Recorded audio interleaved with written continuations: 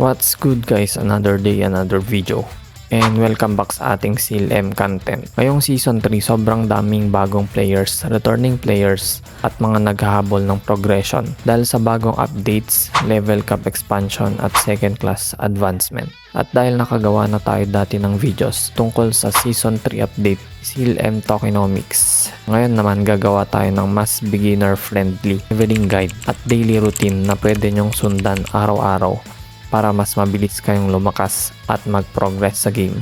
So kung nalilito kayo kung ano ba dapat unahin sa CLM on cross, this video is for you. So tara, samahan nyo ko guys.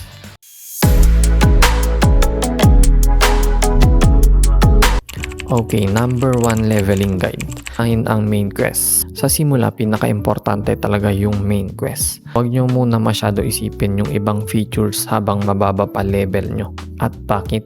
Kasi dito manggagaling ang experience, unlock ng game features. Para sa akin kasi, ito pa lang yung ginagawa ko main quest para ma-unlock ko yung game features at mababa pa yung level ng character ko. At syempre yung dungeons. Mamaya sasabihin ko kung bakit importante ang dungeons. Next, maps. At lastly, daily content. At tip pala guys, habang kaya pa ng character nyo yung main quest, tuloy-tuloy nyo lang. Next, number 2 leveling guide.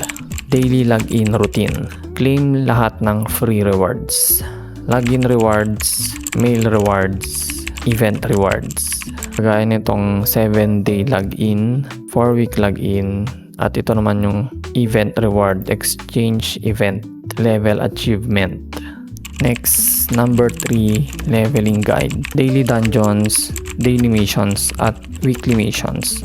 At meron tayong tatlong type ng dungeons. Meron tayong equipment dungeon, sigil dungeon, at winter dungeon. Usually dito galing yung malaking experience, upgrade materials, enhancement items, progression resources. Kaya wag nyong hayaang may stock yung entries.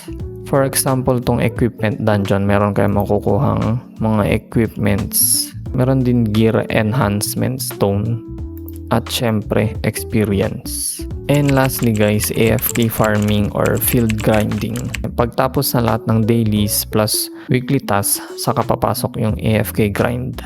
And ang tips naman dito, kumanap ng mabilis patayin na mobs. Iwasan ng sobrang taas na level difference at efficiency over tankiness.